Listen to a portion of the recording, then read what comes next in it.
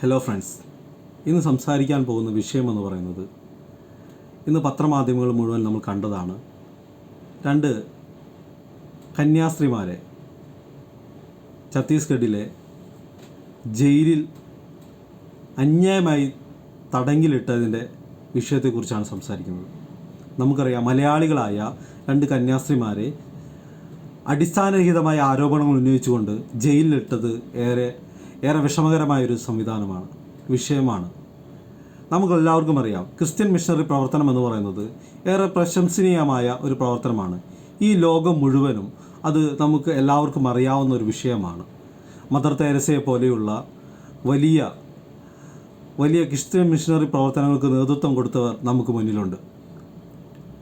ഒട്ടനവധി രോഗത്താൽ ബുദ്ധിമുട്ടുന്നവരും അതുപോലെ തന്നെ മനുഷ്യർ ഉപേക്ഷിക്കപ്പെട്ട പല ആളുകളെയും ചേർത്ത് പിടിച്ചുകൊണ്ട് അവരെ സംരക്ഷിക്കുന്ന ഒരുപാട് പ്രവർത്തനങ്ങൾക്ക് നേതൃത്വം കൊടുക്കുന്ന ഒരു ക്രിസ്ത്യൻ മിഷണറി പ്രവർത്തനം എന്ന് പറയുന്നത് ഏറെ പ്രശംസനീയമായൊരു സംവിധാനമാണ്.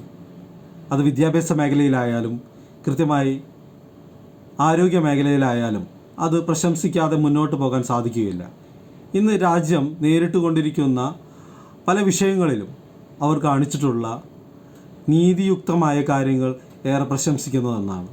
പക്ഷേ ഇന്ന് കേരളത്തിൽ നടക്കുന്ന അല്ലെങ്കിൽ ഇന്ത്യയിൽ നടക്കുന്ന ഇത്തരത്തിലുള്ള വിഷയങ്ങൾ, അങ്ങനെ സംഘപരിവാർ നടത്തുന്ന ഇത്തരത്തിലുള്ള വേട്ടകൾ നമുക്ക് പ്രശംസിക്കാൻ വയ്യ. നമ്മളതിനോട് പ്രതികരിക്കുകയും ചെയ്യേണ്ട ഏറ്റവും പ്രധാനപ്പെട്ട ഒരു അവസ്ഥയിൽ വന്നു നിൽക്കുകയാണ്. നമ്മൾക്കെല്ലാവർക്കും അറിയാം, രണ്ട് കന്യാസ്ത്രീമാർ അവർക്കെതിരെ എടുത്തുള്ള കുറ്റങ്ങളെന്ന് പറയുന്നത്, അവർക്കെതിരെ എടുത്തിട്ടുള്ള ആരോപണങ്ങളെന്ന് പറയുന്നത്, ഒന്ന്, അവർ ഹ്യൂമൻ ട്രാഫിക് നടത്തിയെന്ന് പറഞ്ഞുകൊണ്ടാണ്. അതുപോലെ തന്നെ അവർ മതപരിവർത്തനം നടത്തിയെന്ന് പറഞ്ഞുകൊണ്ടാണ്. ഇത്തരത്തിലുള്ള വിഷയങ്ങളൊന്നും വരാതെ ഛത്തീസ്ഗഡിലെ ഒരു ആദിവാസി മേഖലയിൽ നിന്ന് 3 യുവതികളെ ജോലി കൊടുക്കാൻ വേണ്ടി കൊണ്ടുവന്നപ്പോൾ അവരെ തടഞ്ഞു വെച്ചുകൊണ്ട് സംഘപരിവാറിൻ്റെ സംഘടനയായ ബജ്റംഗ് ദൾ തടഞ്ഞു വെച്ചുകൊണ്ടുള്ള വലിയ ആരോപണം ഉന്നയിക്കുകയും പോലീസിനെ കൊണ്ട് വലിയ രീതിയിൽ ഫോഴ്സ്ഫുള്ളി ആയിക്കൊണ്ട് കേസെടുക്കുന്ന ഒരു സാഹചര്യം ഇന്ന് ഛത്തീസ്ഗഡിൽ ഉണ്ടാകുകയും അതുമായി ബന്ധപ്പെട്ടുകൊണ്ട് 2 കന്യാസ്ത്രീമാർ അന്യായമായി ജയിലിൽ കിടക്കേണ്ട ഒരവസ്ഥ ഇന്ന് ഈ രാജ്യത്ത് ഉണ്ടായിരിക്കുകയാണ്. നമുക്കെല്ലാവർക്കും അറിയാം, കുറച്ച് കാലങ്ങളായി ക്രൈസ്തവ ദേവാലയങ്ങളും അതുപോലെ തന്നെ ക്രൈസ്തവ നേതൃത്വം കൊടുക്കുന്ന ദേവാലയങ്ങളിലും ഉൾപ്പെടെ, അല്ലെങ്കിൽ വിദ്യാഭ്യാസ സ്ഥാപനങ്ങൾ ഉൾപ്പെടെ, അല്ലെങ്കിൽ വീടുകൾക്കുൾപ്പെടെ ഒക്കെ കൃത്യമായ രീതിയിൽ സംഘപരിവാറിൻ്റെ ആക്രമണങ്ങൾ നടക്കുന്ന ഒരു സാഹചര്യത്തിലൂടെയാണ് രാജ്യം കടന്നു പോകുന്നതെന്ന് പറയുന്നത്. പലപ്പോഴായി സംഘപരിവാറിനോടൊരു വിധേയത്വം കാണിക്കുന്ന രീതിയിൽ ഈ നാട്ടിലെ ക്രൈസ്തവ പുരോഹിതരുടെ നിലപാടുകളെക്കുറിച്ച് നമ്മൾക്ക് ആശങ്ക പ്രകടിപ്പിക്കേണ്ടതുണ്ട്. ഇന്ന് ഓർത്തഡോക്സ് സഭയുടെ വക്താവായിക്കൊണ്ട് മുന്നോട്ട് പോകുന്ന തൃശ്ശൂർ ജില്ലയിലെ ഒരു പള്ളിയിലച്ഛൻ പറയുന്നത് ഇപ്രകാരമാണ്: എന്തിനാണ് നമ്മൾ പ്രതിഷേധിക്കുന്നത്? ഈ വിഷയവുമായി ബന്ധപ്പെട്ടുകൊണ്ട് കേരളത്തിലും ഇന്ത്യയിലും ഉൾപ്പെടെയുള്ള എല്ലാ പ്രദേശങ്ങളിലും ക്രൈസ്തവ സംഘടനകൾ പ്രതിഷേധങ്ങൾ സംഘടിപ്പിച്ച് അല്ലെങ്കിൽ പ്രതിഷേധമായുള്ള സ്റ്റേറ്റ്മെൻറ്റുകൾ നടത്തിയപ്പോൾ എന്തിനാണ് നമ്മൾ പ്രതിഷേധിക്കുന്നത്? പ്രധാനമന്ത്രി നടത്തുന്ന വിരുന്നിൽ പോയി ഒരു കേക്ക് കഴിച്ചാൽ തീരുന്ന പ്രശ്നമേ ഉള്ളൂ എന്ന രീതിയിൽ അദ്ദേഹം പറയുകയുണ്ടായി. ഒരുപക്ഷെ ഈ രാജ്യത്തിനകത്ത് പല പ്രദേശങ്ങളിലും വലിയ രീതിയിലുള്ള ക്രൈസ്തവങ്ങൾക്കെതിരെയുള്ള അക്രമങ്ങൾ നടക്കുമ്പോൾ, അവരുടെ പള്ളികൾ പൊളിക്കുമ്പോൾ, അല്ലെങ്കിൽ അവരുടെ വിദ്യാഭ്യാസ സ്ഥാപനങ്ങൾക്ക് തീ വയ്ക്കുമ്പോൾ ഒന്നും പ്രതികരിക്കാതെ, ഒന്നും പ്രതിഷേധിക്കാതെ, ഒരു അക്ഷരമിണ്ടാതെ പ്രധാനമന്ത്രിയുടെ സഭയിൽ പോയി കൊണ്ട് കേക്ക് കഴിച്ച് തിരിച്ചു വരുന്ന ഒരു സാഹചര്യം ഇന്ന് രാജ്യത്തുണ്ടായിരുന്നു. കഴിഞ്ഞ ക്രിസ്മസിനൊക്കെ ഉണ്ടായതാണ്. പ്രധാനമന്ത്രിയുടെ സഭയിൽ പോയി, അല്ലെങ്കിൽ പ്രധാനമന്ത്രി വിളിക്കുന്ന വിരുന്നിന് പോകുന്നവർക്ക് കേക്കും, അത് കഴിഞ്ഞ് ഈ രാജ്യത്തിൻ്റെ എല്ലാ മേഖലയിലും മിഷണറി പ്രവർത്തനം നടത്തുന്നവർക്ക് കൈവിലങ്ങും കൊടുക്കുന്ന ഒരു സാഹചര്യമാണ് ഇന്ന് കേരളത്തിലും അല്ലെങ്കിൽ ഇന്ത്യയിലും മൊത്തമായുള്ളതെന്ന കാര്യത്തിൽ യാതൊരു സംശയവുമില്ല. കേരളമാണ് ഇതിനൊക്കെ ഒരു വിപരീതമായൊരു ഇടമെന്ന് പറയുന്നത്. ക്രൈസ്തവ വസ്ത്രം ധരിച്ചുകൊണ്ട്, പള്ളിയിലച്ഛൻ്റെയും അതുപോലെ തന്നെ കന്യാസ്ത്രീമാരുടെയൊക്കെ വസ്ത്രം ധരിച്ചുകൊണ്ട്, ഒരു ഭയവുമില്ലാതെ, തെല്ലും ഭയവുമില്ലാതെ കടന്നു പോകാൻ പറ്റുന്ന ഒരു സാഹചര്യം ഒരു സംസ്ഥാനം എന്ന് പറയുന്നത് കേരളമാണ്. മറ്റെല്ലായിടത്തും ഭീതി ജനിപ്പിക്കുന്ന പ്രവർത്തനങ്ങളാണ് നടക്കുന്നതെന്ന് ഇവർ പലപ്പോഴായി ചൂണ്ടിക്കാണിക്കുന്നു. അതിൻ്റെ വാർത്തകളാണ് ഒട്ടനവധി വാർത്തകൾ നമ്മുടെ സമൂഹ മാധ്യമങ്ങൾ അതുപോലെ തന്നെ വാർത്താ ചാനലുകളിലൊക്കെ കടന്നു വന്നിട്ടുണ്ട്. പലതരത്തിൽ പള്ളികൾ ആക്രമിക്കുന്നു, മൈനോറിറ്റി ഇൻസ്റ്റിറ്റ്യൂഷൻസുകൾ തല്ലിപ്പൊളിക്കുന്നു, അവർ തീവയ്ക്കുന്നു, അങ്ങനെ അത്തരത്തിലുള്ള പലതരത്തിലുള്ള വാർത്തകൾ. അങ്ങനെയുള്ള എല്ലാ വിഷയങ്ങളും നിലനിൽക്കുമ്പോൾ തന്നെ കേരളത്തിൽ നിന്ന് ജയിച്ച BJPയുടെ MP ആയ സുരേഷ് ഗോപി രാവിലെ എഴുന്നേൽക്കുമ്പോൾ തന്നെ ആലോചിക്കുന്നത് ഇന്ന് ഏത് ക്രിസ്തീയ പള്ളിയിൽ പെരുന്നാളാണ്, അവിടെ പോയി കുരുത്തോല പിടിച്ച് തുള്ളിക്കളിച്ച് നടക്കണം, അതുപോലെ തന്നെ മാതാവിന് പൊൻകിരീടം വെക്കണം, അതുപോലെ തന്നെ കൊരട്ടിപ്പള്ളിയിൽ കൊല കൊടുക്കണം. ഇത്തരത്തിലുള്ള എല്ലാ തരികിട പരിപാടികളുമായി കടന്നു പോകുന്ന സുരേഷ് ഗോപിയെ പോലെയുള്ള MP-മാരുള്ള കേന്ദ്രമന്ത്രിമാരുള്ള ഒരു പാർട്ടിയാണ് BJP എന്ന് പറയുന്നത്. ആ പാർട്ടി ഭരിക്കുന്ന ഛത്തീസ്ഗഡിൽ ഉൾപ്പെടെയാണ് ഇത്തരത്തിലുള്ള വിഷയങ്ങൾ നടന്നു പോകുന്നത്. ഇതേ സമുദായ അംഗമായ ജോർജ് കുര്യൻ എന്ന് പറയുന്ന ഒരു കേന്ദ്രമന്ത്രിയിൽ നിന്ന്, രാജ്യസഭാ അംഗമായ ഒരു കേന്ദ്രമന്ത്രിയിൽ നിന്ന് കേൾക്കുന്ന ഒരു മറുപടി എന്ന് പറയുന്നത് ഈ വിഷയവുമായി ബന്ധപ്പെട്ടുകൊണ്ട് ഏഷ്യാനെറ്റിൻ്റെ റിപ്പോർട്ടർ ചോദിക്കുന്ന ചോദ്യങ്ങൾക്ക് മുന്നിൽ വിയർത്തൊലിച്ചുകൊണ്ട് കടന്നു പോകുന്ന ഒരു സാഹചര്യമാണ് കണ്ടത്. അദ്ദേഹം പറയുകയാണ്, ഒരു കോടതിക്ക് മുന്നിൽ നിൽക്കുന്ന ഒരു പ്രശ്നമായതുകൊണ്ടും അതുപോലെ തന്നെ ജാമ്യാപേക്ഷ കൊടുത്തതുകൊണ്ടും ഞാൻ ഈ വിഷയത്തിൽ പ്രതികരിക്കുന്നില്ല എന്നാണ് അദ്ദേഹം പറഞ്ഞത്.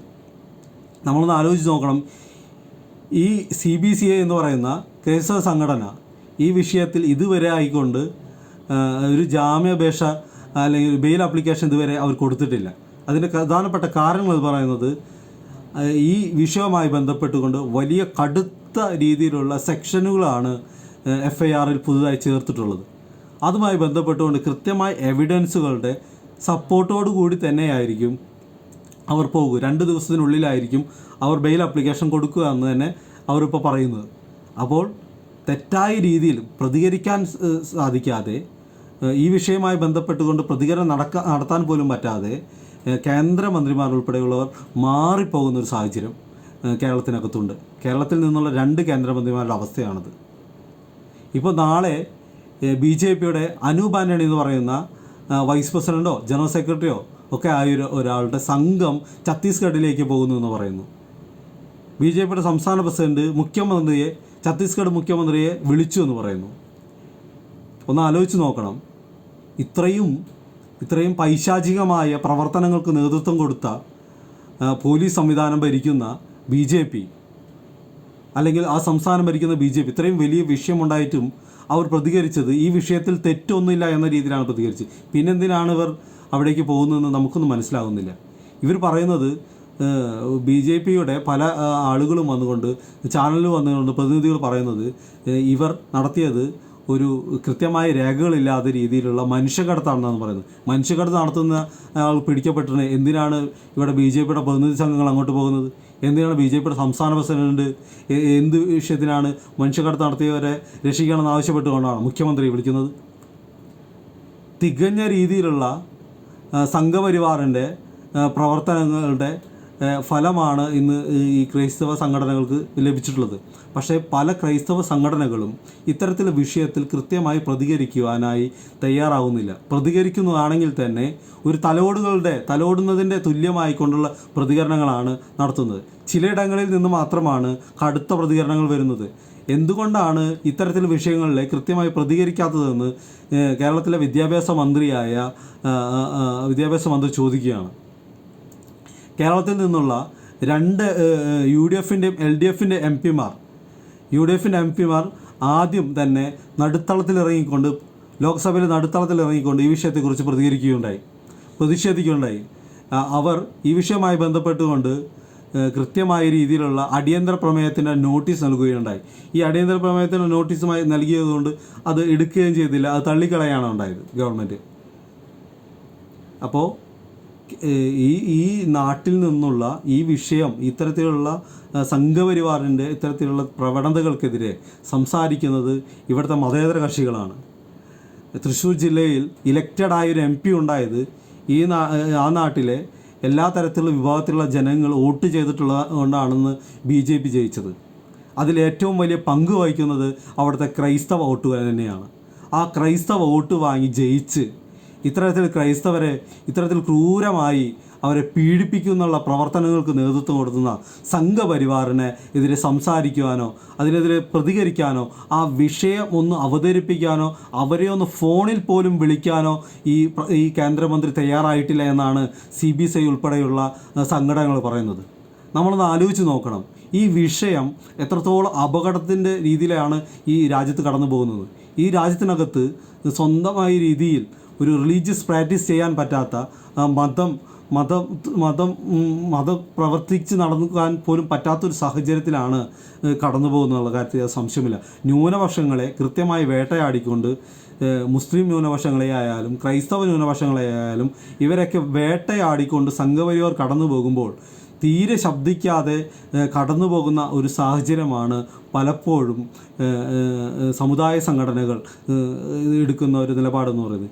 ED പേടിച്ചുകൊണ്ട് അല്ലെങ്കിൽ മറ്റെന്തെങ്കിലും ഇതുപോലെയുള്ള അന്വേഷണ ഏജൻസികളെ പേടിച്ചിട്ടാണോ ഇത്തരത്തിലുള്ള നിലപാടുകൾ എടുത്തു പോകുന്നതെന്ന് നമ്മളൊന്ന് ആലോചിച്ചുകൊണ്ടുണ്ട്. ഇനിയെങ്കിലും ഈ നാട്ടിലെ ക്രൈസ്തവ സംഘടനകൾ കൃത്യമായി പ്രതികരിച്ചില്ലെങ്കിൽ ഇപ്പോൾ നടക്കുന്ന ഒരു സാഹചര്യം പോലും നാളുകൾ ഉണ്ടാവുകയില്ല എന്നുള്ള ഒരു തിരിച്ചറിവ് നിങ്ങളുണ്ടാകണം. നിങ്ങളുടെ മുന്നിലേക്ക് കടന്നു വരുന്ന കൊലയായി വരുന്ന അല്ലെങ്കിൽ മാതാവിൻ്റെ തലയിൽ വയ്ക്കാൻ വരുന്ന കിരീടമായി കടന്നു വരുന്ന സംഘപരിവാറിൻ്റെ ഇത്തരത്തിലുള്ള കപട ആളുകളെ തിരിച്ചറിയാനായിട്ടുള്ള അല്ലെങ്കിൽ അവരോട് കൃത്യമായുള്ള രാഷ്ട്രീയ നിലപാടുകൾ പറയാനുള്ള ഒരു ചങ്കുറപ്പ് ഇനിയെങ്കിലും ഇവിടുത്തെ ക്രൈസ്തവ പുരോഹിതർ കാണിക്കണമെന്നാണ് ഇതിൽ നമുക്ക് പറയാനുള്ളത്. ഈ വിഷയവുമായി ബന്ധപ്പെട്ടുകൊണ്ട് തൃശ്ശൂരിന് വളരെ പ്രസക്തിയുണ്ട്. കേരളത്തിൽ എവിടെ പ്രസക്തിയില്ലെങ്കിലും തൃശ്ശൂരിൽ ഇതിൽ പ്രസക്തിയുണ്ട്. തൃശ്ശൂരിലെ ക്രൈസ്തവ വോട്ട് കൊണ്ടാണ് BJPയുടെ MP ആയ സുരേഷ് ഗോപി ജയിച്ചത്. ഈ സുരേഷ് ഗോപി ഈ നാടിനെ നൽകുന്ന അവർക്ക് വോട്ട് ചെയ്ത ആളുകൾക്ക് നൽകുന്ന സന്ദേശം എന്താണെന്ന് BJP ഈ വിഷയത്തിൽ വ്യക്തമാക്കേണ്ടതുണ്ട്. കോൺഗ്രസും അതുപോലെ തന്നെയുള്ള മതേതര കക്ഷികളും ഈ വിഷയത്തിൽ കൃത്യമായ നിലപാട്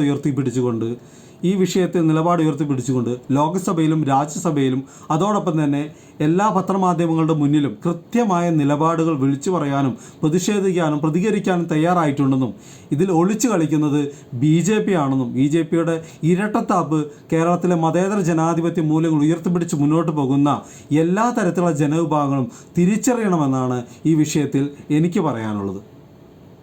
നന്ദി, നമസ്കാരം.